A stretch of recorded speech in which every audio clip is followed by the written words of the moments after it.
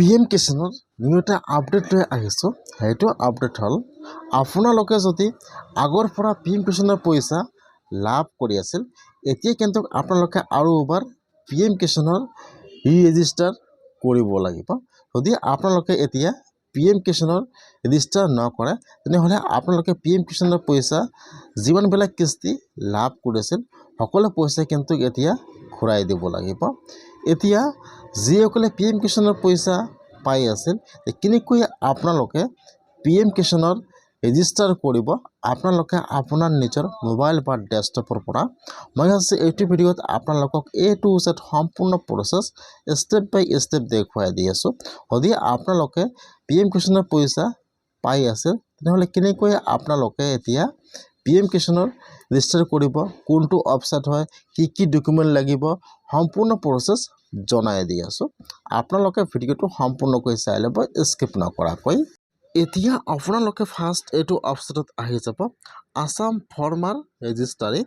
মই কিন্তু আপোনাৰ সুবিধাৰ কাৰণে ৱেবছাইটৰ লিংকটো মোৰ ডিছক্ৰিপশ্যনত দি দিছোঁ।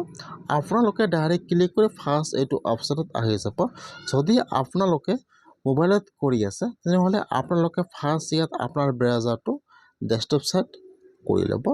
যদি আপোনালোকে নিজে কৰে, ইয়াত চাব দিয়া আছে ইউজাৰ ID, মোবাইল নম্বৰ বা ইউজাৰ নেম, পাছৱাৰ্ড বা OTP। যেহেতু আপোনালোকে নিজে কৰিব, সেইকাৰণে আপোনালোকে ফাৰ্ষ্ট ইয়াত আপোনাৰ মোবাইল নম্বৰটো বহাই দিব। তাৰপিছত আপোনালোকে ইয়াত OTP চিলেক্ট কৰি লৈ ল'ব। লগে লগে কিন্তু আপোনাৰ মোবাইল নম্বৰত OTP আহি যাব। তাৰপিছত আপোনালোকে ইয়াত OTPটো বহাই দিব। তলত চাব যিটো কেপচা আহি যাব আপোনাৰ তাত। এতিয়া আপোনালোকে কেপচাটো বহাই দি লগইনত ক্লিক কৰিব।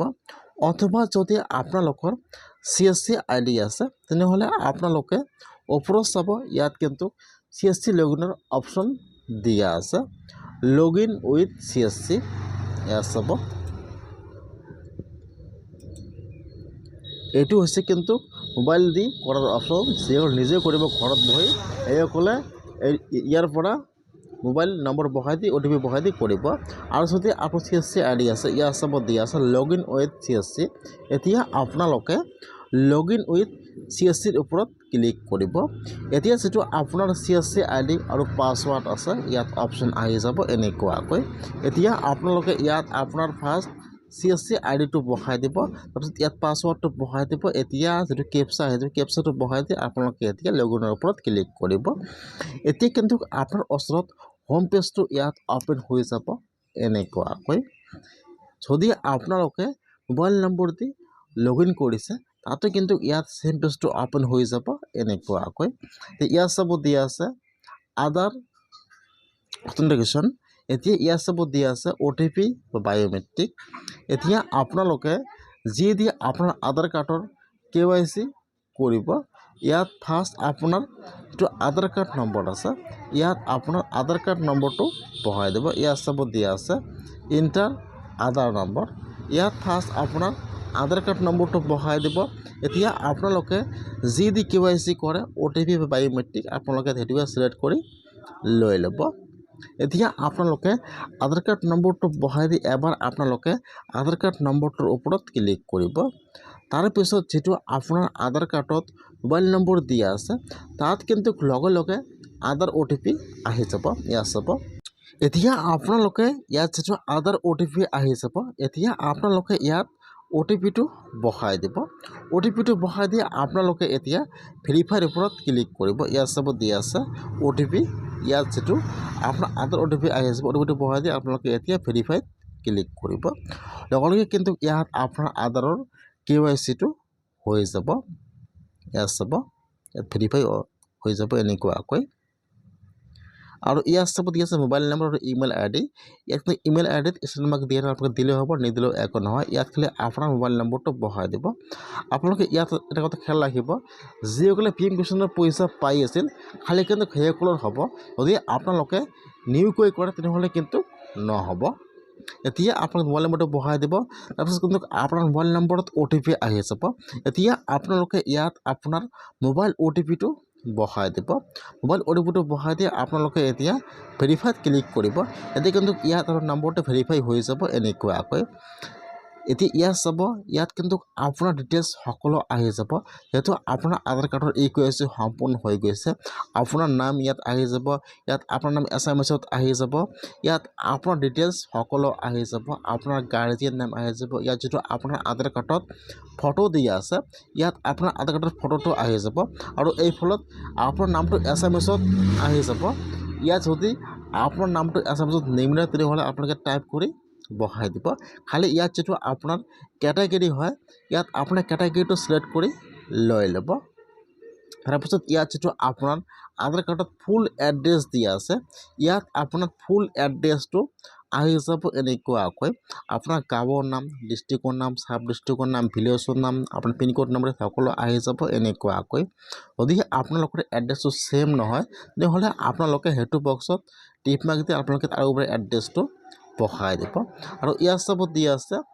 ল্যান্ড অনাৰশিপ ডিটেইলছ এতিয়া আপোনালোকে সিলেক্টত ক্লিক কৰিব সিলেক্টত ক্লিক কৰি আপোনালোকে ইয়াত অনাৰ সিলেক্ট কৰি লৈ ল'ব ইয়াত চাব এতিয়া আপোনালোকে ইয়াত অনাৰ সিলেক্ট কৰিব তলত যিবিলাক অপশন আহি গৈছে এগ্ৰিকালচাৰ বা ইয়াত বহুতো অপশন ফিচাৰিজ অপশন আহি গৈছে এতিয়া আপোনালোকে ইয়াত অনাৰ সিলেক্ট কৰিব নহ'লে কিন্তু সেইবিলাক অপশন নাইকিয়া হৈ যাব এনেকুৱাকৈ এতিয়া আপোনালোকে ইয়াত চাব দিয়া আছে ল্যান্ড ডিটেইলছ এতিয়া আপোনালোকে ল্যান্ড ডিটেইলছত ক্লিক কৰিব এতিয়া কিন্তু ইয়াত আৰু এটা পেজ এতিয়া ওপেন হৈ যাব এনেকুৱাকৈ এতিয়া ইয়াত চাব ইয়াত অলৰেডি এছৰ নাম আপুনি সিলেক্ট কৰা আছে তাৰপিছত ইয়াত যেটো আপোনাৰ ডিস্ট্ৰিক্টৰ নাম আছে সিলেক্ট কৰি লৈ ল'ব তাৰপিছত ইয়াত আপোনাৰ সাব ডিভিজনৰ নামটো সিলেক্ট কৰি লৈ ল'ব তাৰপিছত ইয়াত আপোনাৰ ইয়াত চাব ষ্টেট তাৰপিছত ডিস্ট্ৰিক্ট তাৰপিছত সাব ডিস্ট্ৰিক্ট তাৰপিছত ইয়াত যেটো আপোনাৰ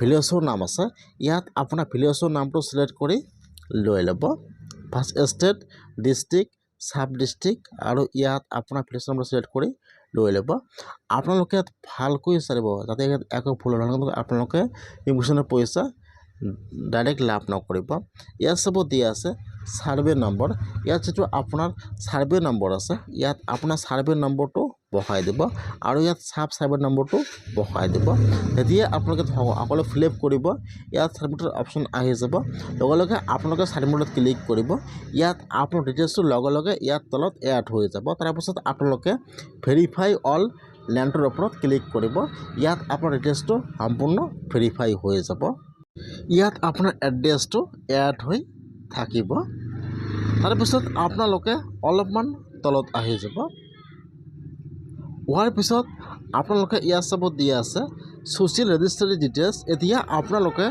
সিলেক্টত ক্লিক কৰিব ইয়াত দুটা অপশন আহি যাব এক নম্বৰত আহি যাব ৰেশন কাৰ্ডৰ অপশন দুই নম্বৰত আহি যাব ফ্যামিলি ডিবি যদি আপোনাৰ ৰেশন কাৰ্ড আছে তেনেহ'লে আপোনালোকে ইয়াত ৰেশন কাৰ্ড সিলেক্ট কৰি লৈ ল'ব ইয়াত আপোনাৰ ৰেশন কাৰ্ড নম্বৰটো বহাই দিব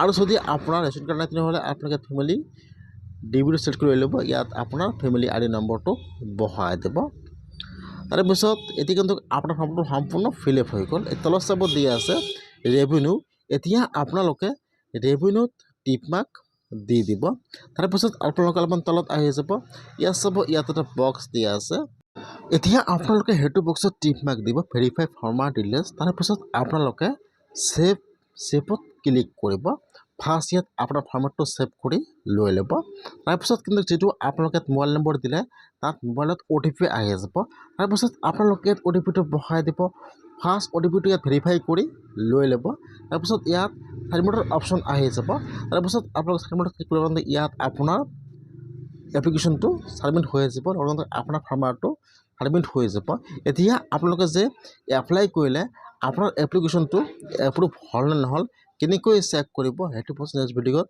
দেখুৱাই দিম আপোনালোকে এবাৰ সম্পূৰ্ণকৈ ভালকৈ চাই ফিল আপ কৰি লৈ তাৰপিছত সেভত ক্লিক কৰিব OTP বহাই দিব সাবমিটত ক্লিক কৰিব যাতে ইয়াত একো ভুল নহয় নহ'লে কিন্তু আপোনালোকে ইমিগ্ৰেশ্যনৰ পইচা নাপাব এতিয়া কেনেকৈ চেক কৰিব যে আপোনাৰ এপ্লিকেশ্যনটো এপ্ৰুভেল হ'ল নে নহ'ল মই আপোনালোকক হেতু প্ৰচেছ নেক্সট ভিডিঅ'ত দেখুৱাই দিম যদি আপোনালোকে এতিয়া ইমিগ্ৰেশ্যনৰ পইচা পাইছে তেনেহ'লে আপোনালোকে আজ এনেকুৱাকৈ ফৰ্মেট ৰেজিষ্ট্ৰেশ্যন কৰি লওক নহ'লে কিন্তু আপোনালোকৰ সম্পূৰ্ণ ভেৰিফিকেশ্যনৰ পইচা লাভ কৰা আছিল সকলো পইচা ঘূৰাই দিব লাগিব।